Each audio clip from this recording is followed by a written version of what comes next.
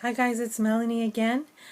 For those of you who have been following my last journey and my messages regarding my breast cancer journey, I have just celebrated the last chemo day, which was an 8 session of chemo. I just last Monday finished that, and I'm excited about that journey being over. And today is my day to go see my surgeon, which is post all the chemo.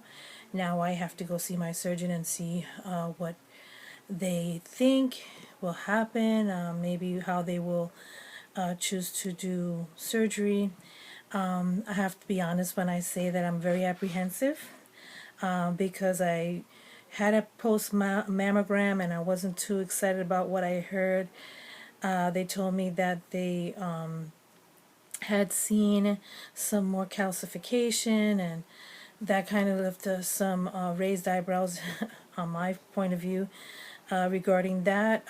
But I am trusting the Lord still regarding this whole process, and I just want to be real with the fact that, we can be people of faith and trust the Lord and believe that He has a good plan for us. And a lot of times, each time that we're seeing the whole plan being unveiled, it is very concerning for us as we hear things. And I'm just remembering that when I first started this process, I was very full of turmoil in my spirit.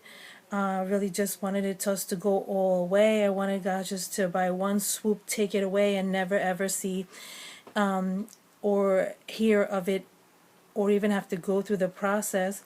And it reminded me of a time when I was visited by a pastor who really helped me to resolve my emotions in that moment of anger, frustration. And he said to me, the people of Israel, God wanted to deliver them from Egypt to the promised land, and there was a journey that he had to take them through. That journey brought them through a desert, and part of that journey they ended up be right before Red Sea. And he said, at that point Moses and all of them could have been very apprehensive, just like you're feeling, and maybe angry just the way you feel. But you have to trust that the God who is leading you through this process is able to bring you through the storm. He's able to bring you through the Red Sea. At the time, the people of Israel, who still were struggling in really getting to know God as their guide, started acting out and mumbling and maybe grumbling and probably angry at Moses, afraid that they were going to die there. But Moses instead began to cry out to the Lord, and in his crying out to the Lord told him, he gave him the strategy of stretching his hand, and the Lord opened the Red Sea.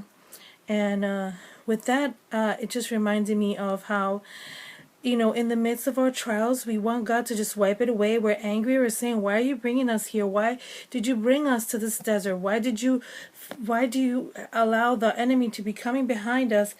And now in front of us, we have this Red Sea that we cannot pass ourselves. And truly, we can stay in the place of frustration and anger, or we can say, God, I believe you have a strategy. I know you have a way out of this situation. And the miracle of the open sea showed the Israelites that God was with them and swallowed up their enemies. And I'm believing today that as I go forward in this next phase, which is one that I'm very concerned about, where any woman would be, where they're going to start talking about what kind of surgeries they want to do and stuff like that. And the last thing I want to do is even go through surgery. I wish it just would go away and I wouldn't even have to have surgery. But I'm trusting God and I'm stretching my faith towards Him, and I believe that He's going to open a way and make a way where there is no way. First and foremost, giving me peace about this journey. And I'm going to encourage any one of you who are going through situations that our God is a God who doesn't leave us halfway. He's a God who makes a way where there is no way. He gives us peace in the midst of a storm. He gives us strength when we don't feel like we can carry on. And that's where I am right now. I don't feel like I'm working on my strength. I don't know if I can face this next part of the journey, but I know that by His strength, I'm going to be able to do it, and I will not only be able to do it, but I will be an overcomer. So I've declared that over my life, and I declare that for you. Today, you are an overcomer. God bless you.